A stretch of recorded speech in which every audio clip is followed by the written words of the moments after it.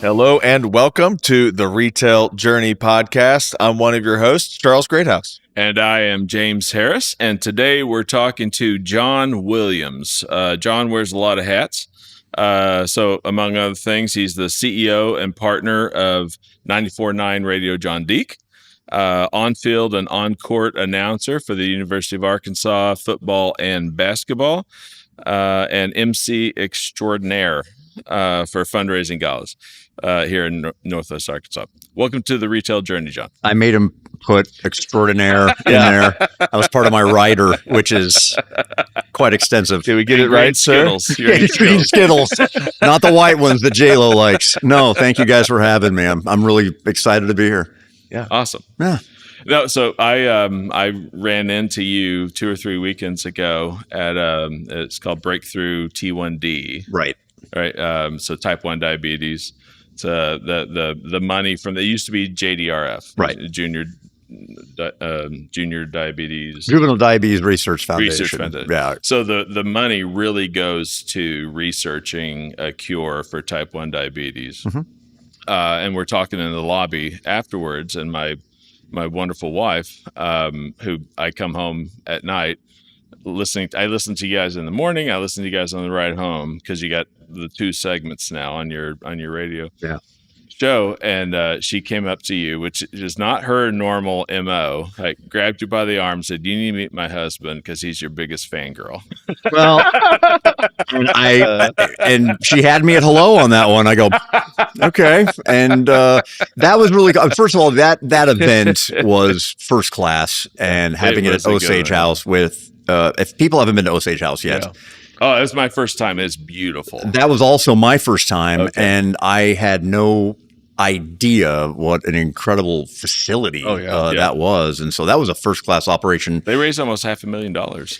Yeah. And their goal was nowhere near it. And that is what, as somebody who has been deeply involved in charity events across Northwest Arkansas, all I care about is what's your goal? What do we get? And it's my job, along with, the event planning committee and everybody else that runs those events, to break the goal. And they shattered the goal. Awesome. And it was a team event. Shout out to Kim Daniels and her team. They did a really good job. Incredible auctioneer. Really good job. Also Allison Wise, a 4029. And really, it was a great event and really unique. It was not long. I know a lot of people, especially in the vendor community, who have to go to a lot of these charity galas. They're constantly early night, yeah.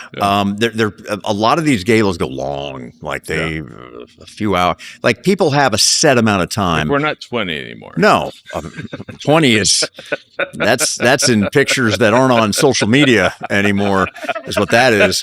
But I thought that event really hit the sweet spot. Great auction items, not too many, just enough. A lot of high great value personal testimony from people who are type 1, children, adults, and things like that. I just thought it was a first class event. Do you have a connection to type 1 diabetes? I do. Because you were on the board of JDRF for a while, right?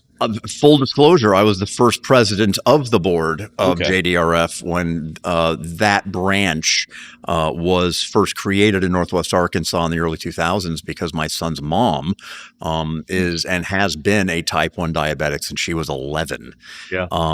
And so when we had Jack, it is the understatement of the year to say that was a challenging birth time for him. And they told us that up front. They said, because you're dealing with a type 1 situation, you're going to have all these possible problems. They made us go down to Little Rock. They made us go to UAMS before we had all the hospitals that we have up here. And they put us in a room and said, you're 40% more likely to have spina bifida. You're 40% more likely to have all this litany of when he was born. Things. Before he was born, we were getting the gender reveal down there.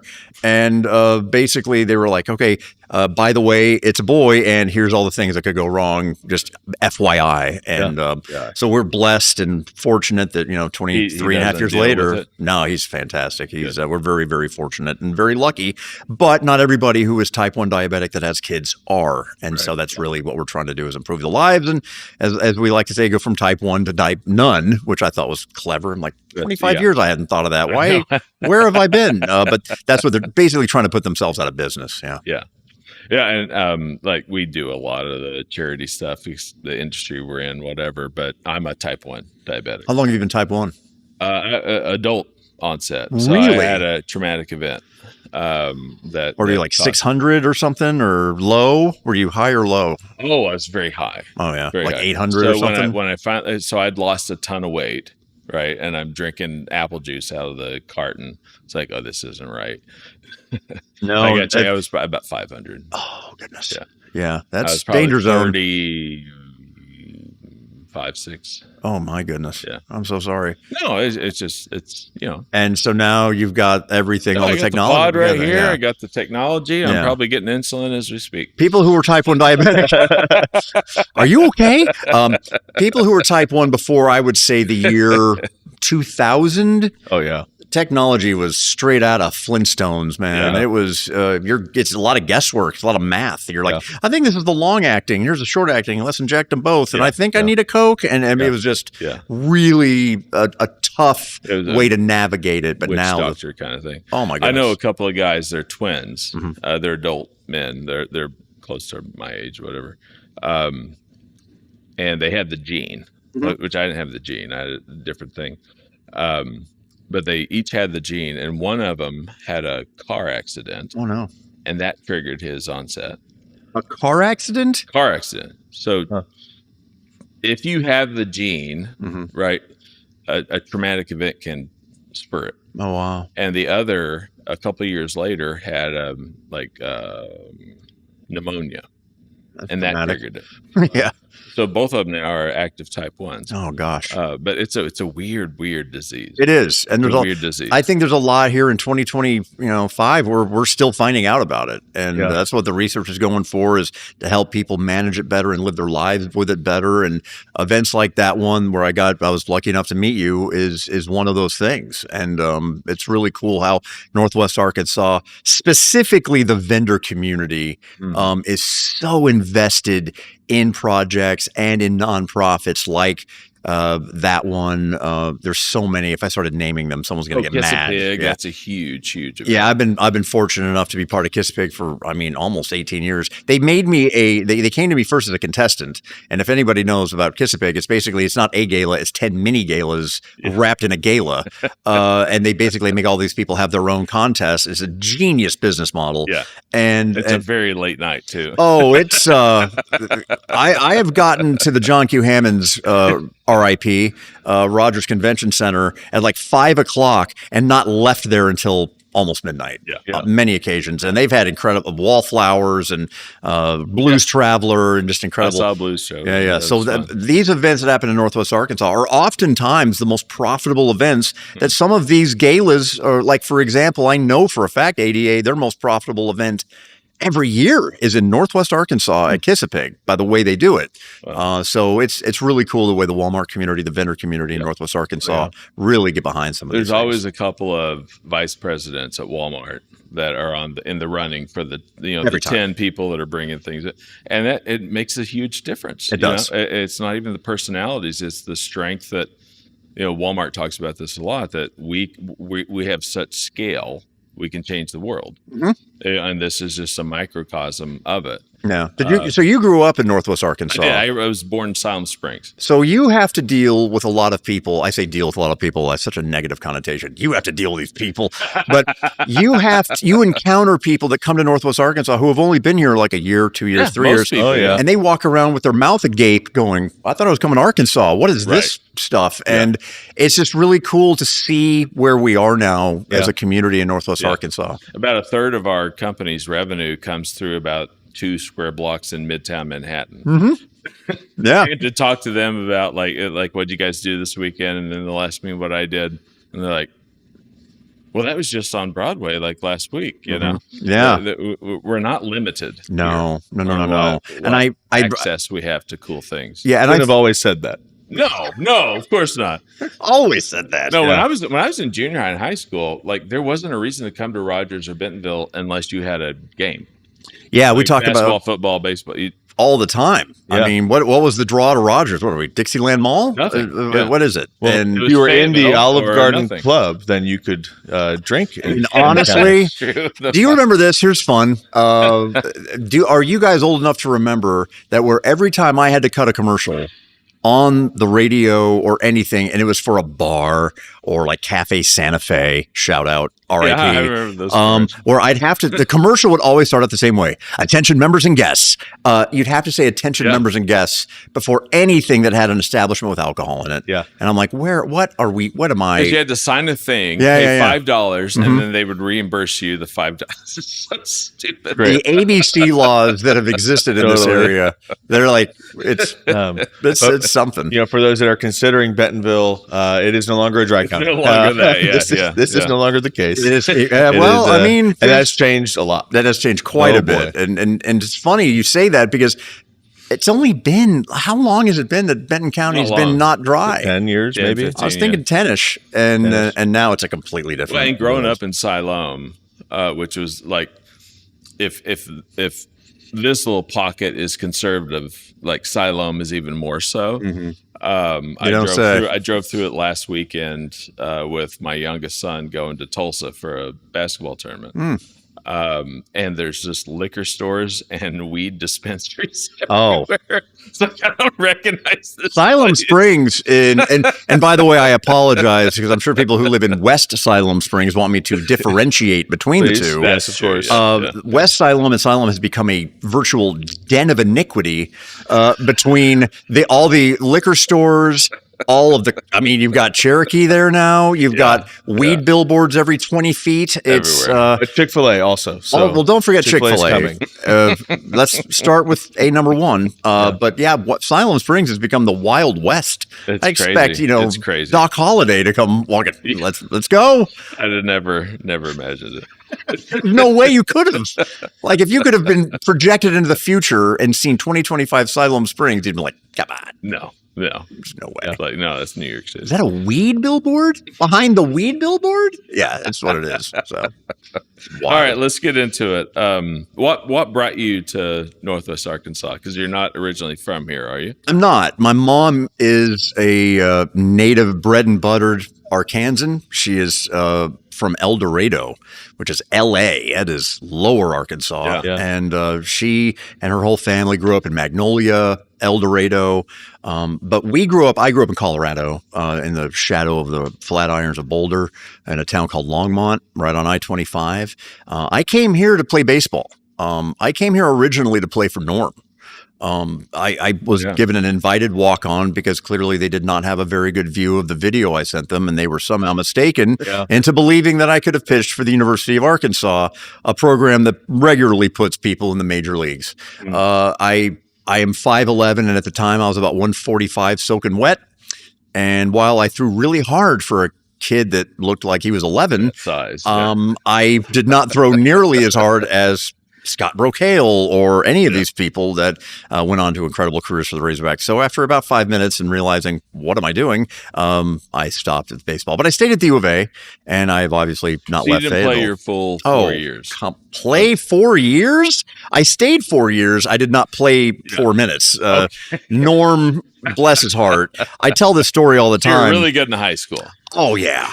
Editing videos. Really good high school baseball player. And I probably should have went the JUCO route where they could have put weight on me to where I looked like I wasn't 11, but 14 and would have had more success that way. But I went straight, I'm going right to the SEC to try and do this nonsense. Clearly had no male guidance in my life telling me that I was out of my mind. So I tried it anyway. But I ended up going to the U of A and journalism, getting into the broadcast program, which back then wasn't much of a broadcast program until Larry Foley showed up a year after I left, which I thought was awfully convenient. Now it's an incredible broadcast program. It really is. Kind of known for it. Oh gosh, what they've built on that campus for the U of A with their broadcast, whether it's KUAF and their new facilities just off the square, or that new TV studio they have in Kimple. It's pretty impressive. Yeah. Excuse me. You met my daughter. She has a twin brother. Oh. And they're juniors this year, seniors in high school next year. So we've done a lot of campus visits. Are they Bentonville? Rogers. Okay. Yeah. Mounties or Heritage?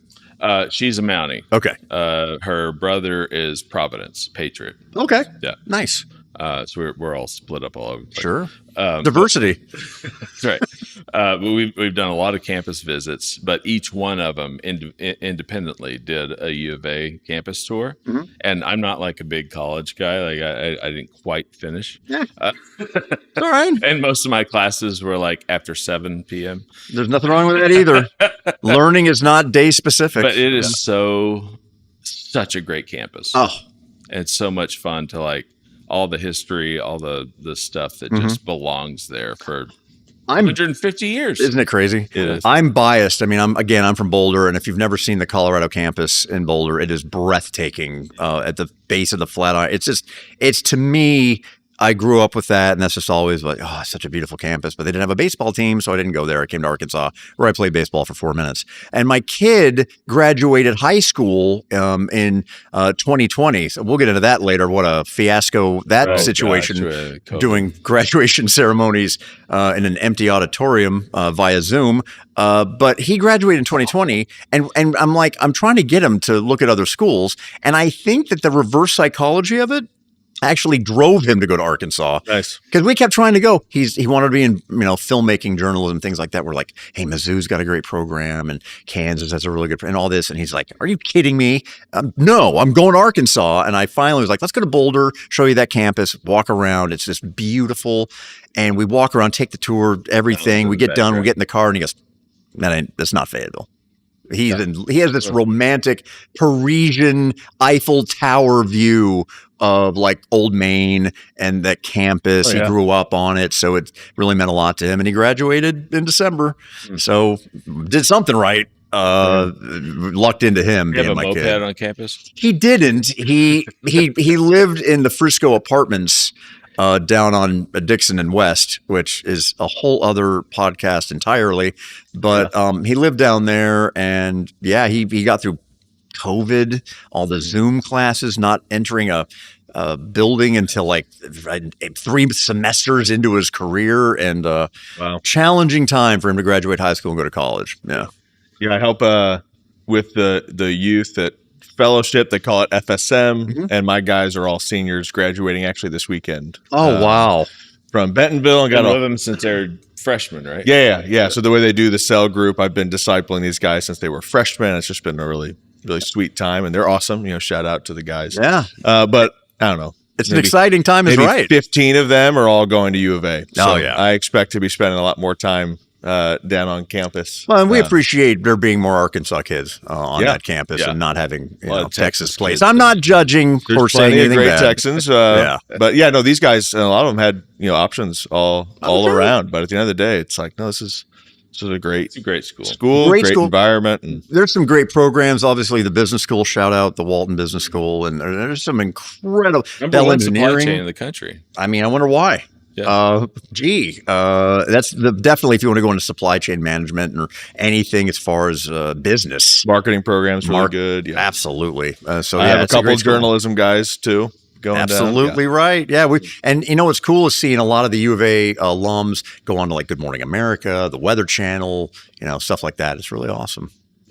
Yeah. I want to talk to you about like on field, on court, all that stuff, but let's do a little like meat and potatoes here first. Okay. So it's a retail journey, right? We generally, we don't always, but we generally talk retail. And when we were chatting earlier this week, you have a lot of brands, right? Like national brands that come on your station, hire you for kind of local media, similar to the billboards you see on Walton Boulevard, right? Absolutely right. Talk a little bit about that, what that brings to them in terms of exposure. Happy to. I've been in radio, as you've both illustrated, and as we've talked a little bit about. I mean, I began my career in '93, and so this is my 32nd year on the radio in Northwest Arkansas. And so for the vast majority of it is one of the situations where you go find a big company that has a radio station, and then hopefully if you do a good enough show, they pay you, and yay, I get to be on the radio, and then you get a salary. And then basically your salary is derived from the ratings that you get through either Arbitron, Nielsen, or what have you. Yeah. But then as radio began to kind of get like, it started to shrink a little bit, and big radio conglomerates began to get rid of big salary local talent. About 2010, I kind of saw the landscape, and I began to realize that if I was going to stay in this medium, I needed to become the salesperson. I needed to be the one to go out and get the clients, get the brands, local, national, what have you, and make it to where the situation was they saw more ROI by having me endorse their brands on my show and not having the middleman of the salespeople. I'll be the salesperson. And so I began that in 2010. And when you start something like that, it is not easy. No one's doing what I was doing. Right. And so you kind of had to build. That's the coolest part of it. Yes. I'm a rare personality type to where I don't really feel fear.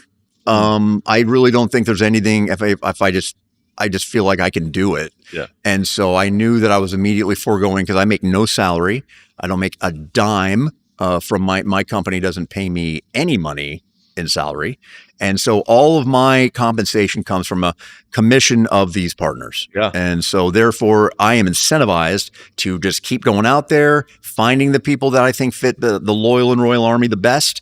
And fortunately, that is everybody from small businesses, really small businesses, to Nestle and Coca-Cola and Sonic and things like that.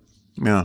And so I've been doing that now for 14 years. I actually love doing it. I'm very competitive. And so I like to sell because I like to beat other people in sales. And I'm very, very, I guess you would say, protective of the brands of the people I get on my show.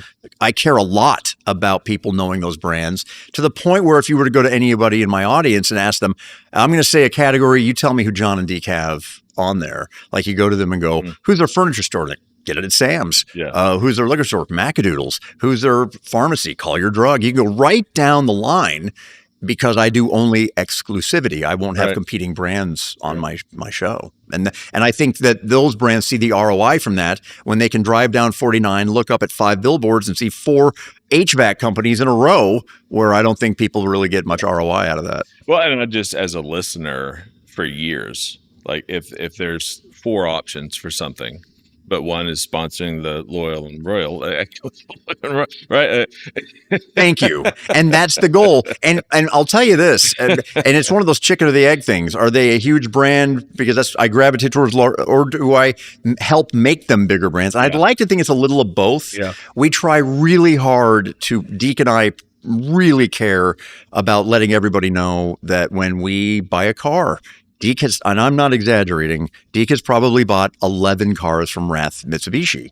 Then you trade out like every 6 months or so. It feels like it's every much more than that. But we joke that we will pull up into the same Call Your Drug parking lot at the same time. We go to Macadoodles. Everything in my home is Sam's Furniture. And Benjamin Franklin does our plumbing, and everything that we talk about on the show is in a form of how they have made our lives better. And so that's what we try to impart to our audience. Yeah.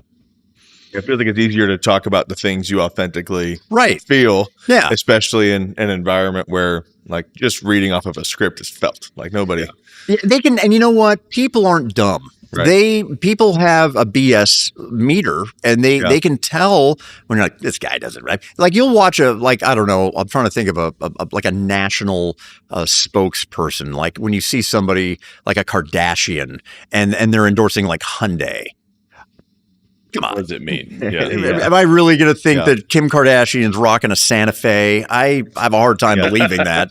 I, of course, am making both of those up, and I'm probably going to hear from their attorneys. But I mean, it's things like that when you hear Tiger Woods does not wear a Tag Heuer. Let's be honest. Although Tag Heuer is a great brand.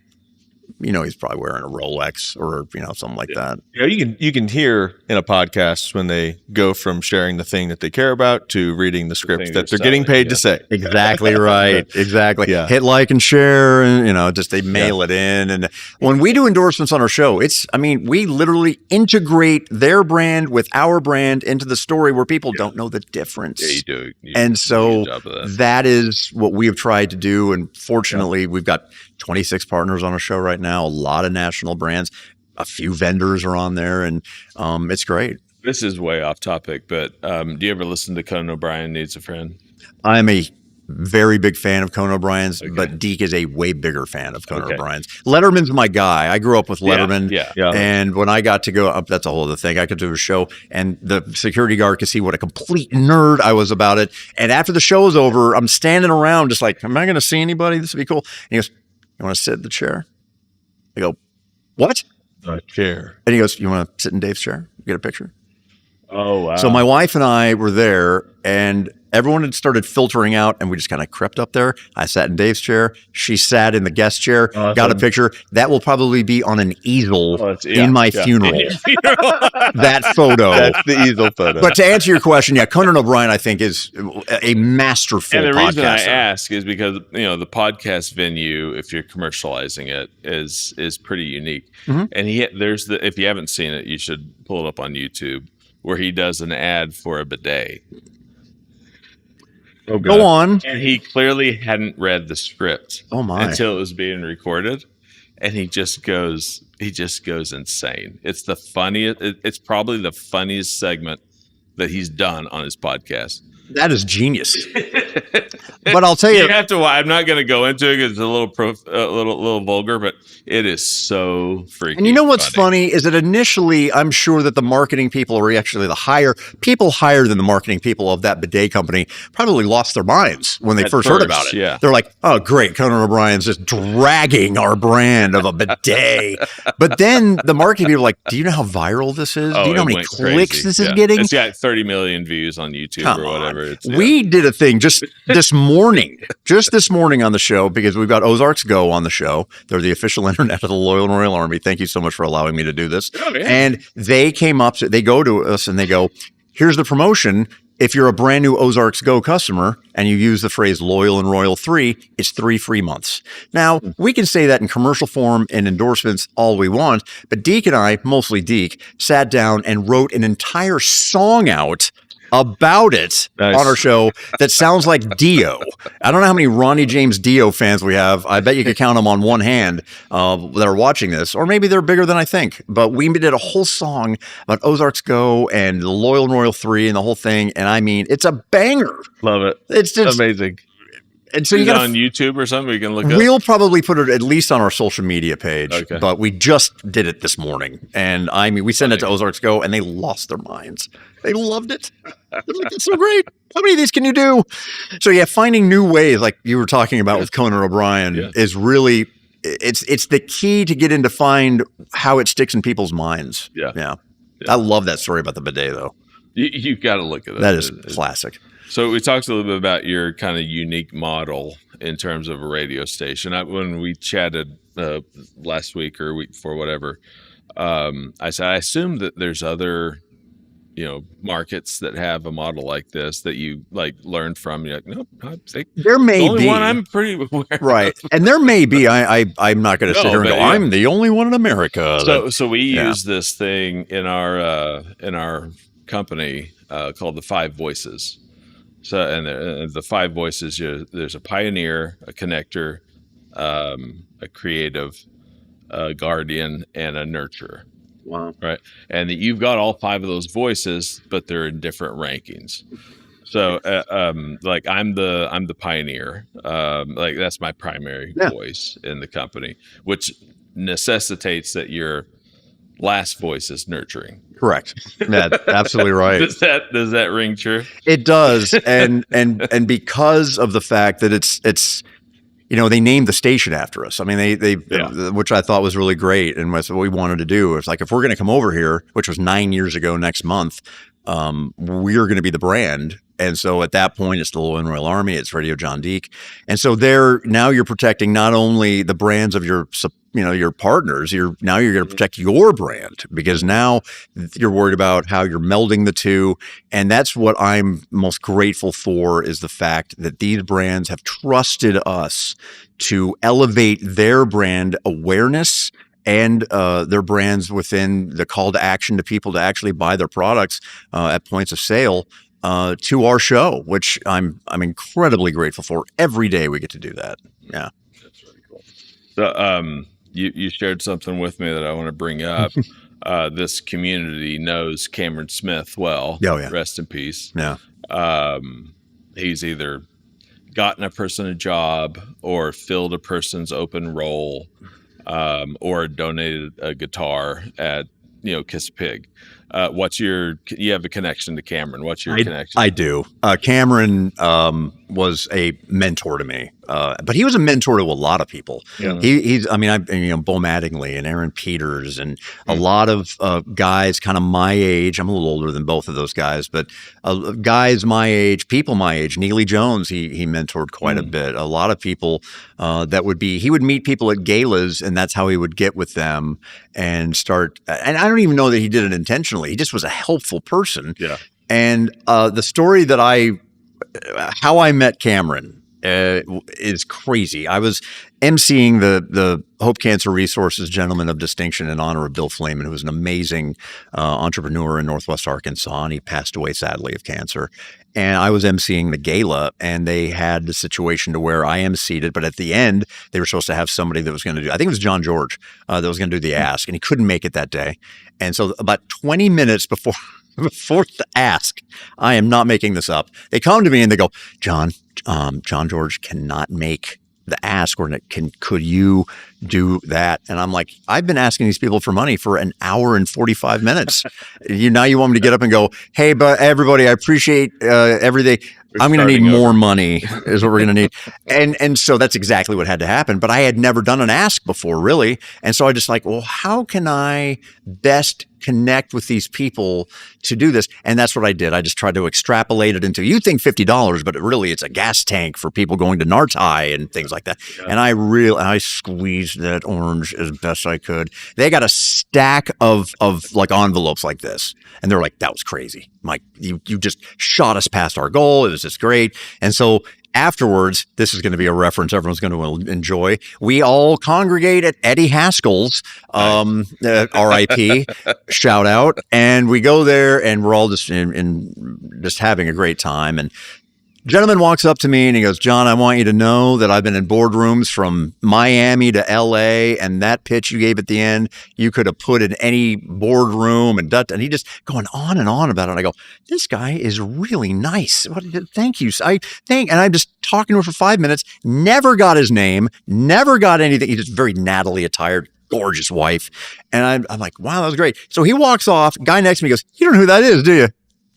You can tell. I go, I don't. And he goes, that is Cameron Smith. And I go, now I knew his name obviously from CSA, but I had never met him or seen him. And they go get his card, get his number. What is wrong with you? Go talk to him. And sure enough, I go over there, I go, Mr. Smith, I appreciate all the kind words. And we became really close from that point on. And he changed my life. Yeah, he totally did. There was one point in my career when it was right before I had gotten the business model to own my show and do all this, and I was really unhappy where I was, and I could just see the future of them getting rid of high talent, morning talent, and things like that. And I go to Cameron, I go, your people make X, and suppliers make Y, and I just want to do that. And he goes, what are you saying? You want to be a vendor? You want to work for one of these companies? I go, I know a lot of people that do. My son's mom has been in the vendor community for 20 years, loves it, great at it. And he goes, you just want to go around and knock on the door and sell Welch's grape jelly or Heinz 57 or to some buyer that's going to squeeze you for margins, and that's what you want to do? And I go, I don't know. He goes, John, you're a brand. Yeah. And it was like a light. Yeah. This moment of illumination.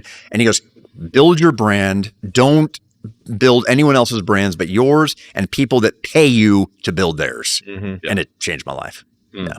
And on top of that, he just became one of my best friends. And he and Monica were just the very best. They would have fireworks every 4th of July at Shadow Valley. And just, he was an incredible person.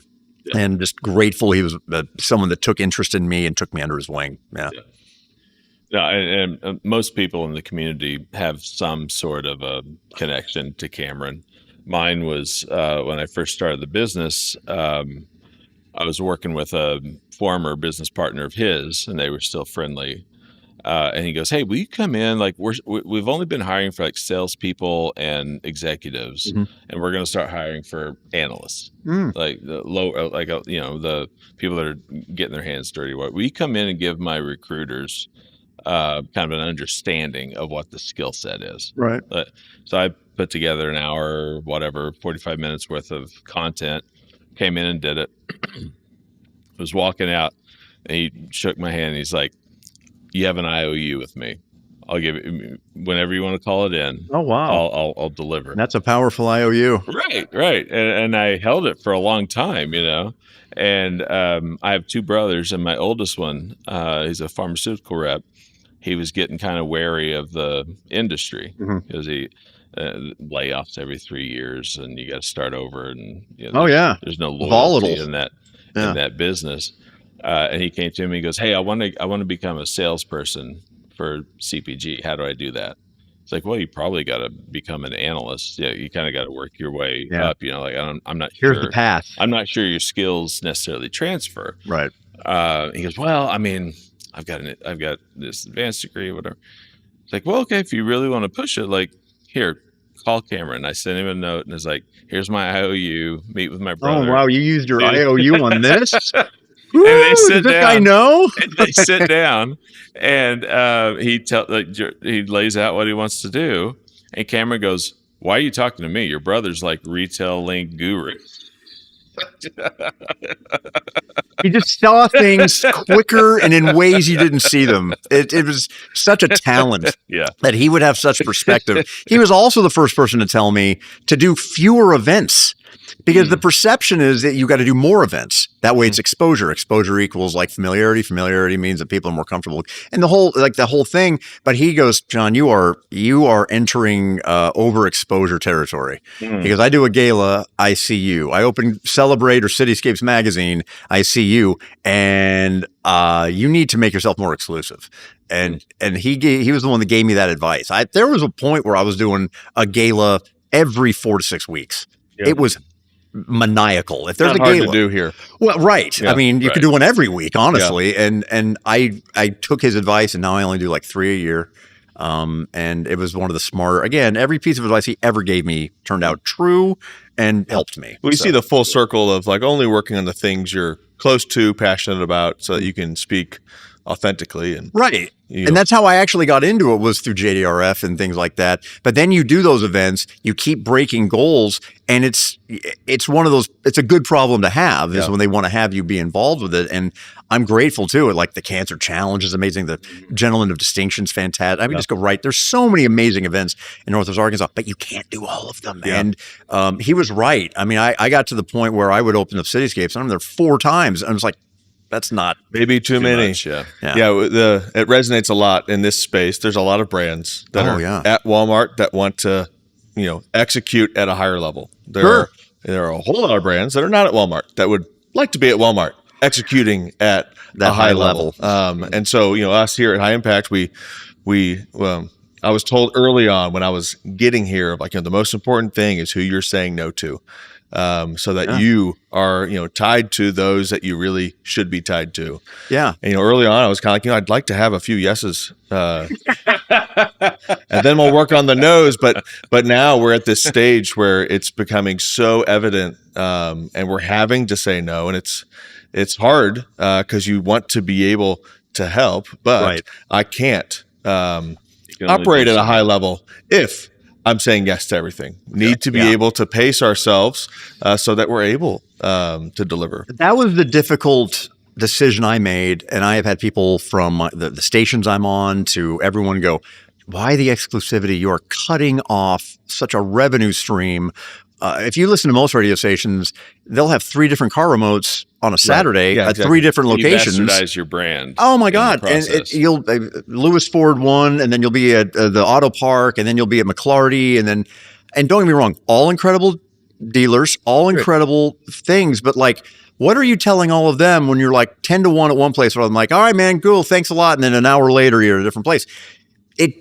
I think that when I do exclusivity, and like you talking about saying no to certain things and saying yes to the ones that you want to nurture a relationship with, I have just been fortunate that for the entirety, I've had people just renew every year after like Sam's and Collier's and Macadoodles and on, because they exhibit the loyalty that I try to give them. Yeah. And so it has paid off in spades. I'm sure I've cost myself money with that, but I would rather have someone who knows that I'm loyal to their brand than someone who's going to be sitting there going, I don't know, man, is he talking about my competitor now? And you create real value. Right. I've talked a lot lately as I'm talking to people. It's like, I don't actually want to receive a resentful check from a partner because, well, one, no one's going to write a whole lot of resentful checks. They'll stop at some point. But like, no, I want to have deep relationship. I want to be able to authentically be grateful for partnership and want them to be grateful, because that's the kind of thing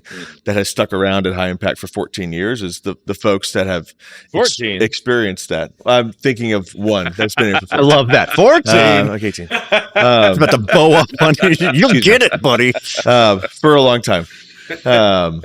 But yeah, 19 in July. I think there's something there for everybody. No, that like a spirit of fear isn't actually helpful. Useful that you have no fear. Yeah. So that wasn't going to be part of it. I'm a little too unflappable, which is both phenomenal and there's a problem. shadow side to that. There is.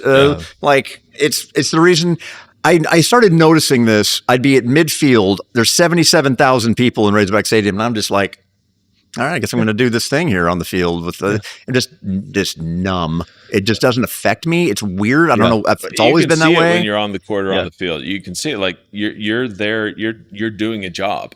I am not aware of the people around you. I'm really not. And unless individuals, yes, correct. But the mass, no. If I'm engaging with someone, pressure is not a felt pressure, right? If I'm like doing the Whataburger Fry Shuffle, which Razorback Twitter loves so much, or the Tic Tac Toe, which they love even more, I'm interacting in that fashion. But I really don't. I don't really think about the other people. I'm just doing my best job and super helpful. Well, without having fear, maybe avoid mountain biking.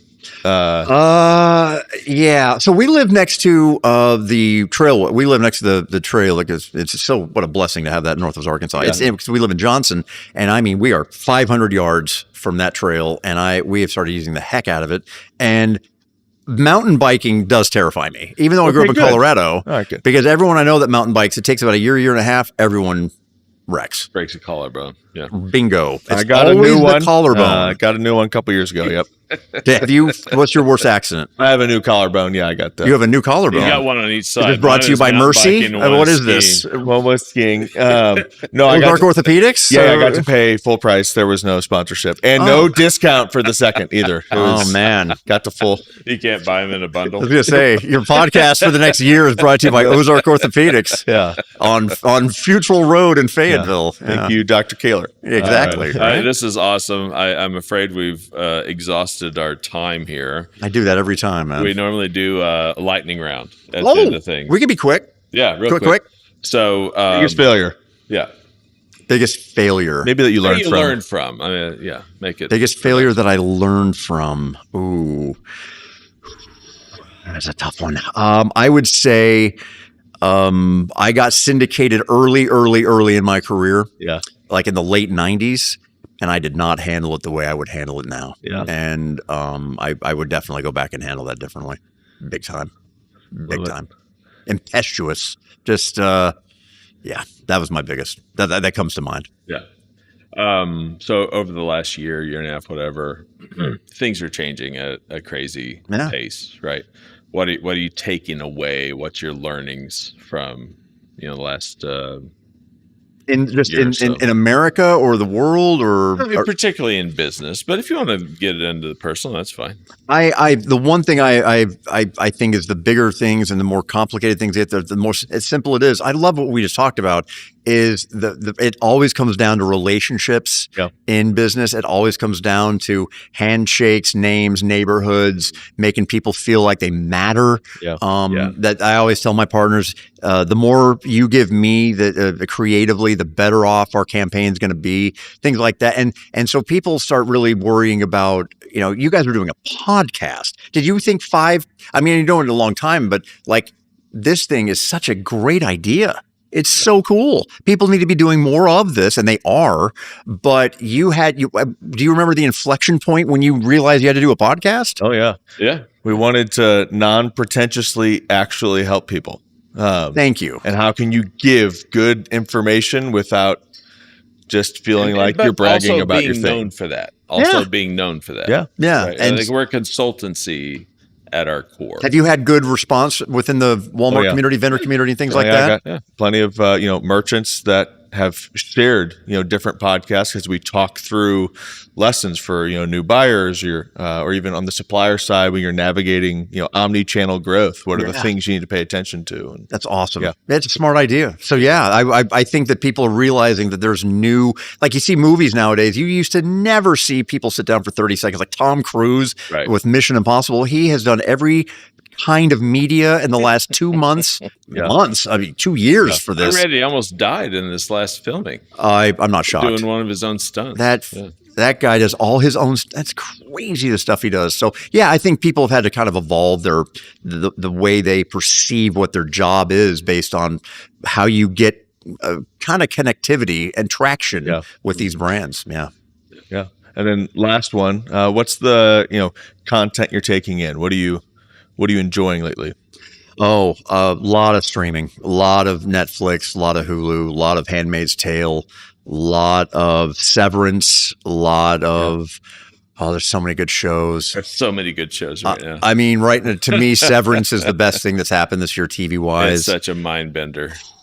Man, you know what it is? It's Stanley Kubrick doing The Office. Yes. So if The Office were done, it's exactly what it is. If The Office were done in like 2001: A Space Odyssey, that's what Severance is. Yes. Is what my gosh, that's so true. That's a beautiful. Yeah. And then if I see The Office, I'll just stop and watch the next 5 episodes, as long as it's not the last season or 2, which are garbage without Michael Scott. Yeah. I'm a big Nuggets fan. I do like the Will Ferrell season, but you know what? I did like that, and James Spader's appearances were amazing. And then I'm a huge Razorback, obviously, fan, and Broncos. Hopefully, don't embarrass me this year. So stuff like that. A lot of sports, a lot of baseball. Royals fan. I'm the weird Kansas City Royals, Denver Broncos fan, which is an odd hybrid. Hopefully the Royals doing great. Bobby Witt, we know we got the Walmart connection with that. So excited. And thank you so much for spending time with us today. My honor, man. Gracious to do it. Would you have me back? I would definitely have you back. All right. I'm honored, and it's a great job, man. And I want you guys to know they have an entire sheet of notes. These guys are prepared. They ain't just like winging it. This is a real operation. So I dig it. Good job, guys. I appreciate it, man. Absolutely. I really appreciate you coming on. It's it's a treat to me personally. Well, I loved it. I'd come back. All right. And thank you all for joining in. You can, as always, you can find all of our podcasts, audio, video on highimpactanalytics.com or wherever you get your podcasts. And appreciate you being with us today.